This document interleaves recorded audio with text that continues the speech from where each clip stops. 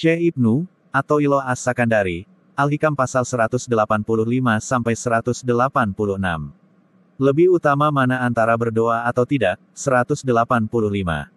Terkadang Allah menunjukkan pada hambanya, para arif adabnya seorang hamba untuk tidak meminta, berdoa karena menyerah pada kebijaksanaan dan merasa puas dengan pembagian dari Allah, dan terlalu sibuk berzikir sehingga tidak sempat minta-minta. Syarah ada sebagian arifin yang mereka terkadang terpaksa untuk tidak meminta, dan menyerah pada Allah dan hanya mengandalkan pembagian yang sudah ditetapkan Allah di zaman azal. Para ulama ada yang berbeda pendapat tentang lebih utama mana antara meminta, berdoa atau diam tidak meminta. Ada yang berpendapat, lebih utama berdoa.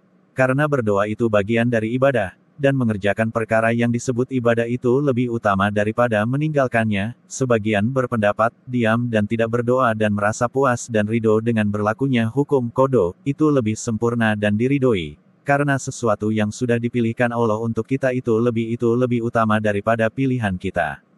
Dalam hadits qudsi Allah berfirman, barang siapa tersikkan zikir kepadaku dan meninggalkan meminta kepadaku, aku akan memberi yang terbaik dari apa yang aku berikan pada orang yang meminta. Dan ada yang berpendapat, waktu itu berbeda-beda. Ada kalanya lebih utama berdoa dan ada kalanya lebih baik diam. Sebagaimana yang dikatakan Syekh Abul Qasim Al-Kusyairira, apabila hati lebih condong kepada doa, maka lebih baik berdoa, dan apabila hati lebih condong diam, maka diam dan tidak berdoa lebih baik. Apabila hati lebih condong kepada ridho, dan puas dengan pembagian dan pilihan dari Allah, dan lebih memperbanyak zikir itulah adab tata krama yang utama. 186. Sesungguhnya yang harus diingatkan itu hanya orang yang mungkin lupa, dan yang harus ditegur itu hanya orang yang mungkin teledor, sembrono. Syarah apakah mungkin Allah itu lupa? Kok harus diingatkan dengan meminta, dan apakah mungkin Allah itu teledor, sehingga tidak memperhatikan hambanya? Itu tidak mungkin, dan itu muhal bagi Allah.